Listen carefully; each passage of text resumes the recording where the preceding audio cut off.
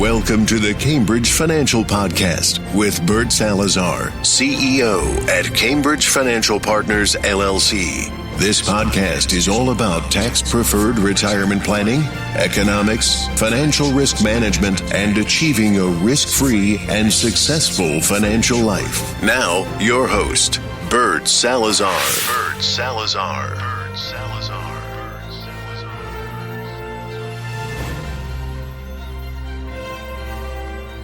Hey, good day once again, everyone. Welcome to the Bert Salazar Retirement Show. My name is Bert Salazar, and I'm the host, as I am every single week with each and every one of you. I want to thank you all for being part of the show on an ongoing basis, and your loyalty and the questions that you ask are always really, really good, especially when you either text me or you call me or you send me an email. That's very, very important, because I'm one that is a true believer that information without education always leads to failure. So this is episode 158, and the title for this episode is Retirement Mistakes to Die For. So what I want to do is I want to dig in today. After 33 years in this business, and not only in accounting, bookkeeping, but retirement services business, you know, you can imagine I have seen it all. But before I go there, I want to remind all of you that you should go out to Amazon and pick up my book. So you can query the book by my name, Bert Salazar, once again, or you can search for Retirement Paradigms, Managing Retirement Risks in the 21st Century. And I think you would enjoy that reading tremendously, because it's going to help you. As one of the very, very few books in Amazon that would actually walk you through all the different retirement risks that all of us are going to be facing in the future, and what can you do about that. So it's important, pick it up, because it's good not only for my clients but also for my online community, because at the end of the day I want to provide you not only with information, but most important, I want to give you education, which is critical for all of you when it comes to your retirement at some point in time in the future. So I want to get right into the retirement mistakes to die for, because I've seen them all. Sometimes I get some of the new ones, but you know, for the most part, I have seen them all. So I'm going to give you a number of different areas that I think are going to be very important for all of you, especially for those of you that are either 5 to 10 years away from retirement, perhaps even longer. For those of you that are already in retirement, you know, there are always things that you may be able to do. But at the end of the day, these are things that, you know, if we had to do it all over again, if you had to do it all over again, what would you do different? So, you know, one of the things that I always convey to my clients is, you know, have you ever tried putting the toothpaste back in the tube? And you know how difficult or how impossible that is to do. So many a times when we all make financial decisions, if the decisions that we make are not apropos, then at the end of the day, there's going to be very little that we're going to be able to do unless we act upon it immediately. So, you know, once you take it out of the bag, it becomes more and more challenging to be able to repair some of the mistakes that you have made and that I have made myself, because I've made many of them, you know, along the way, and that's how you gain experience. But at the end of the day, I'm trying to help you avoid a lot of those booby traps that are going to be very critical for you and your family in the future. So what are some of the mistakes that I see? One, lack of early savings. So what I do tell a lot of my clients is that you should be saving anywhere between 15% and 20% of your after-tax income. Now, if you can save 15 to 20% of your pre-tax income, that's even better.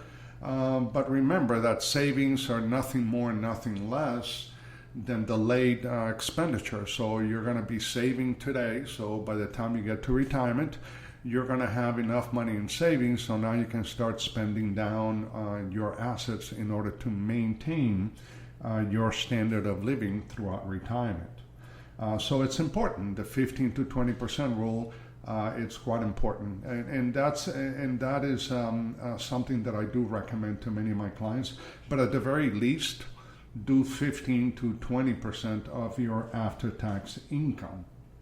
Now, another one of the challenges that I see often from my clients is that it's the failure to understand how money actually works. Now, most of the clients that I deal with do fairly well financially, so they know how to make money.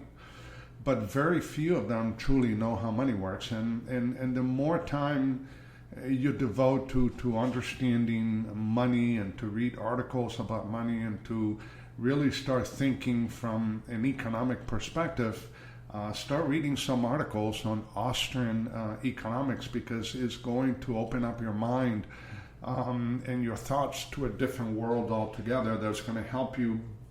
Is going to help you make better decisions, especially financial decisions, as you move forward through your life and career.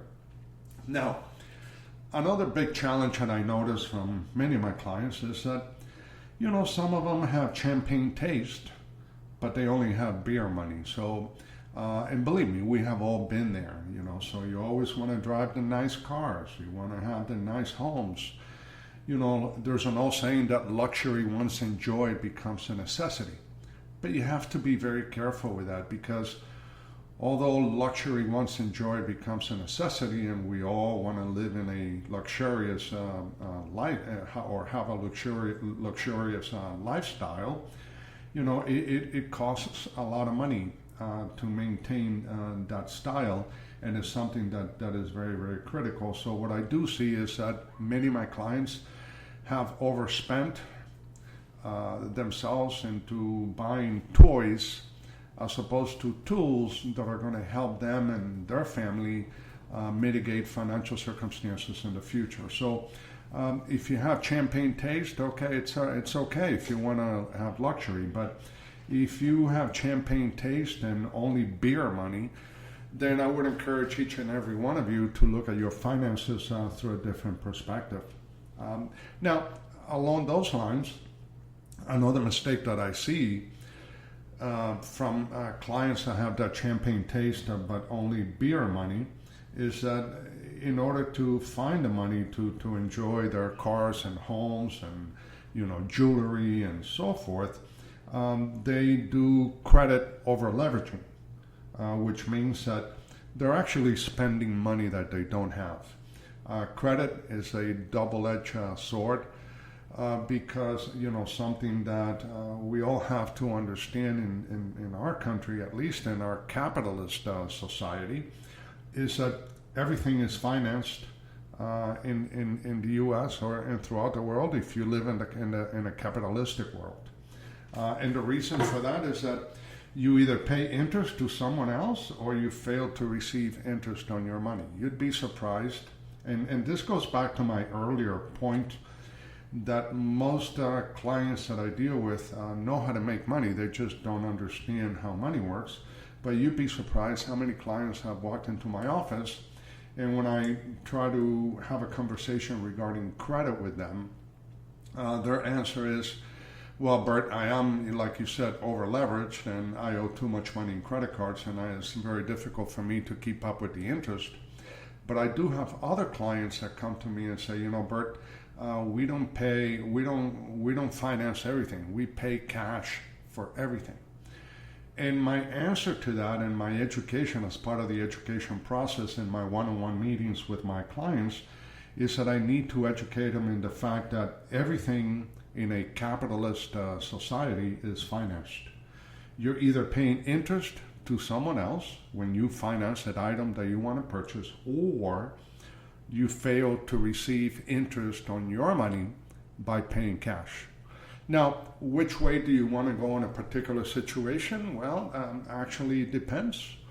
It depends on the item that you're purchasing. Is it an item that will appreciate in value, or is it an item that will depreciate? So, is it an appreciating asset, or is it a depreciating asset? And the other thing is, well, what is the cost of money rate? And many of my clients says, well, what do you mean by cost of money rate, Bert? And the answer is simple for that. The answer is one that, if you're gonna have to make a decision whether to pay cash for an item that you want to purchase or to finance it, then the question is, well, what kind of an interest you're going to pay in order to service the debt if you decide to finance it, versus paying cash. And now the question is, well, where are you going to have the leverage to saving on interest or gaining on interest? So, for instance, if I'm going to finance an item and it's going to cost me 6% a year for finance rate, and I'm only earning 1.5% on a CD at the bank, depending on the type of assets that I may be purchasing, and depending whether I have an emergency fund readily available in case I need to access it, it may behoove me to take some money out of that CD and purchase the item, because the interest that I'm earning on my money is much, much lower than the interest I'm going to be paying to a third party in order to finance that item that I want to purchase. Now, if it is the other way around, where you're actually earning 6% on your money, and the cost of servicing the debt or the cost of financing is, let's not just say 1.5%, let's go, 3%, 4%, well, then there's an arbitrage in my favor of 2 to 3%. So I'm going to be financing that item every day of the week. Now, the challenge for many of my clients and many of you that listen to my podcast is that all of these decisions that you're making them through a microscope as opposed to making them through a telescope. So basically, you're making these decisions in a vacuum without truly understanding the impact of money in your personal economy. So it's important that all of you become more and more savvy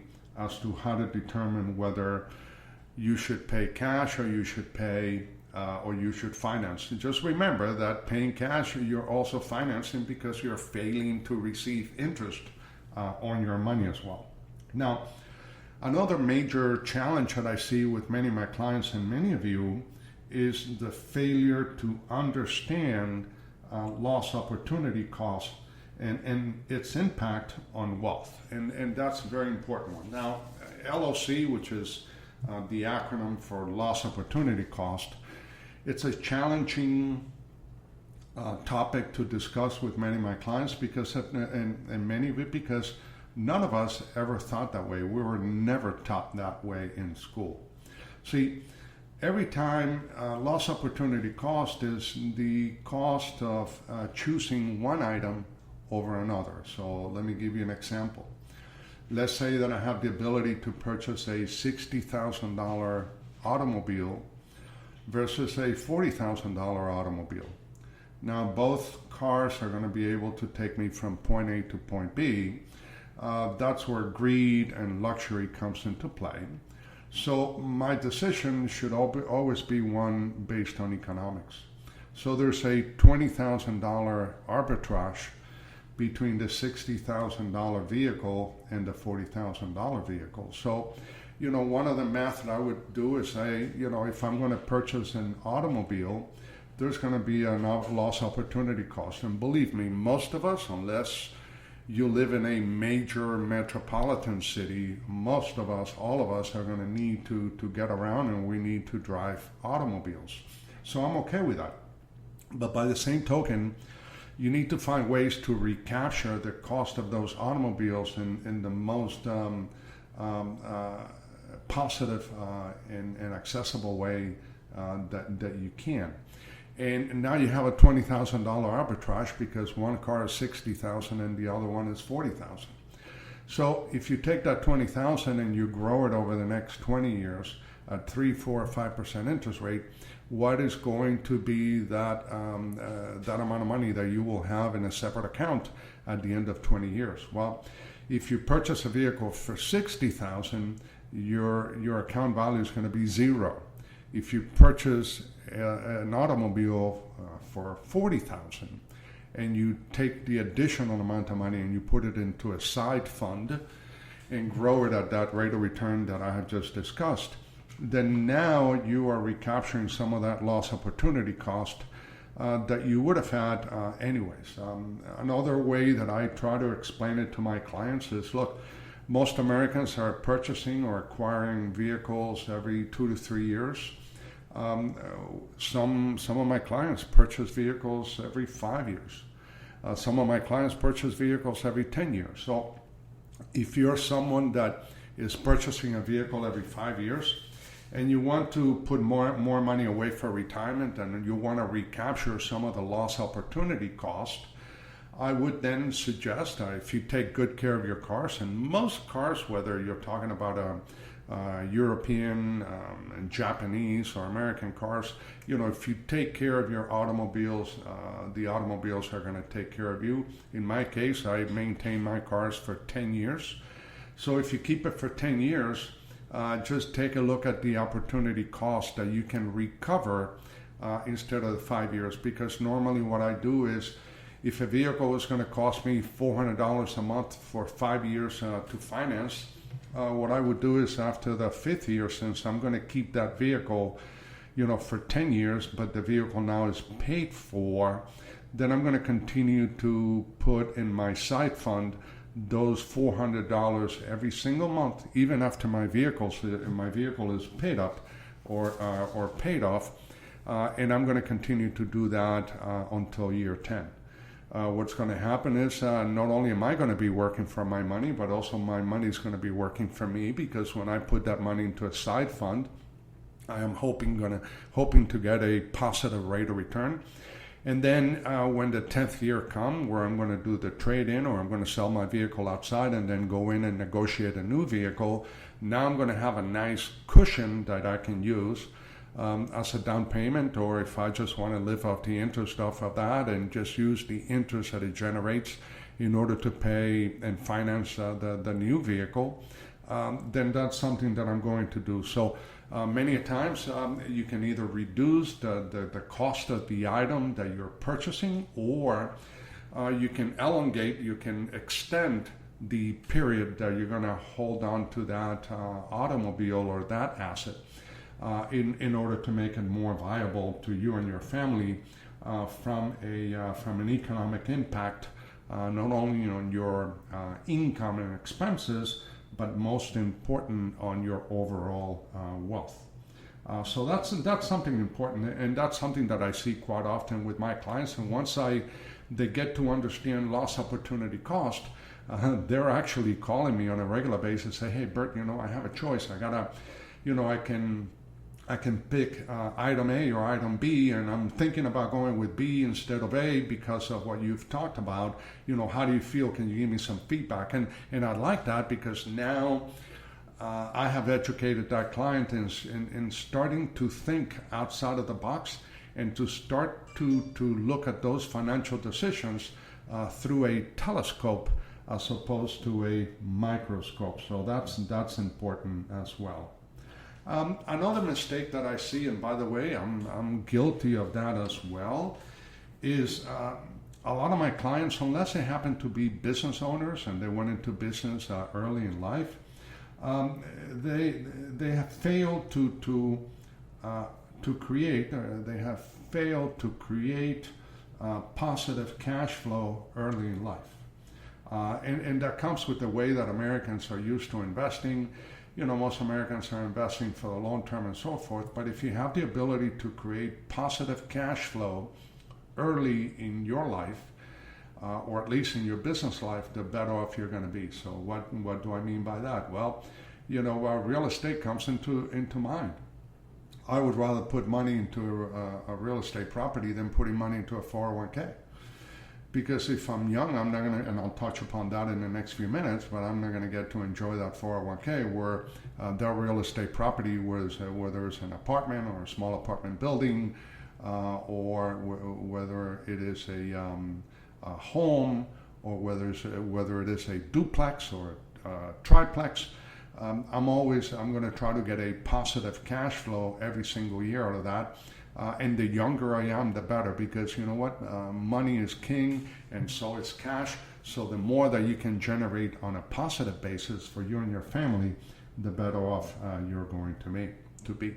Now, one of the topics that I have been discussing the last few months with all of you in these podcasts that I do weekly is that I would argue now that 99% of my clients right now they have failed to understand cryptonomics, and crypto is going to be the currency of the future. It's already here. It's not going to go anywhere. Some of the major companies in the world are now heavily into crypto.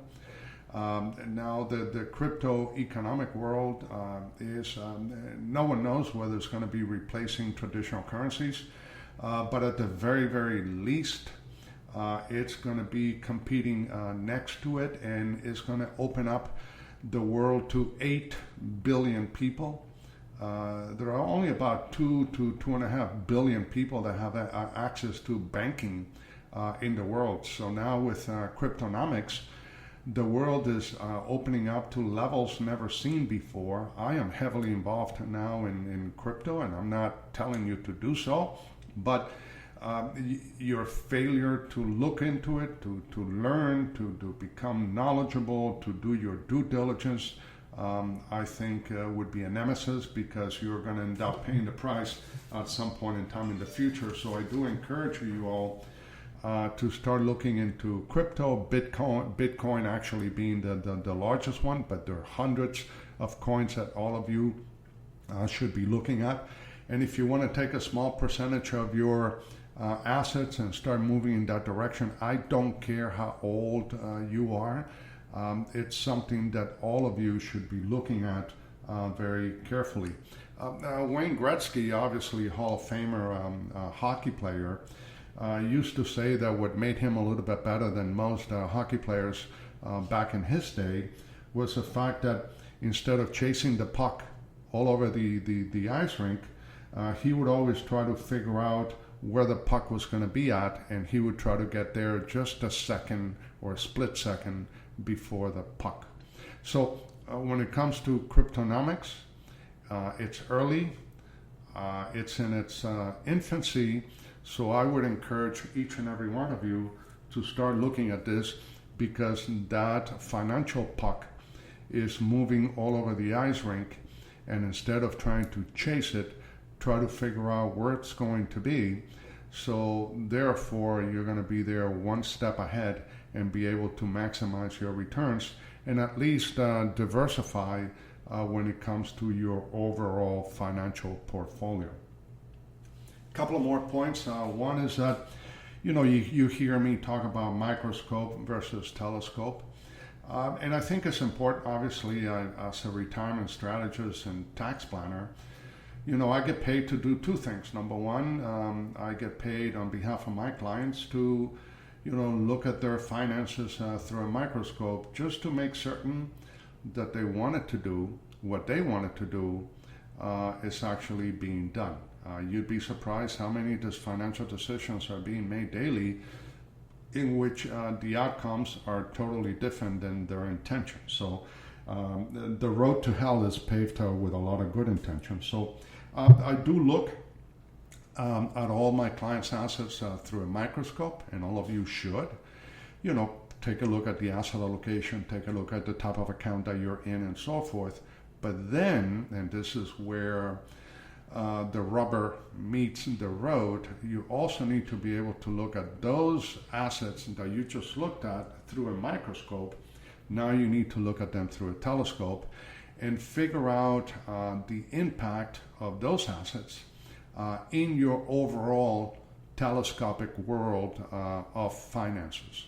So if you invest in a given asset, is that becoming a positive or a negative detriment to some of the other assets in the portfolio that you would not have had an opportunity to see unless you were able to look at your world through a telescope? One example is many of you, try to max out your contributions to your 401ks. But when you look at your overall assets and you take a look at what the growth of those assets and the income that you're going to generate out of those assets, and the impact of things that you have no control over, like taxes, inflation, and so forth, then when you start to take money out of those assets in retirement, are you going to be better off, or are you going to be worse off than you are today? Are you going to find yourself in a much higher tax bracket in the future because of the financial decisions that you made today in hopes of being in a lower tax bracket? Remember, hope is not a financial strategy, so you have to take a look at these things carefully in order to again, maximize the return on your investments and the success of your retirement life. So that's something very important. And then the last point I want to make on this podcast today is the failure for most Americans to truly understand how a 401k works. And when I say a 401k, that's because it's fairly common to many of us.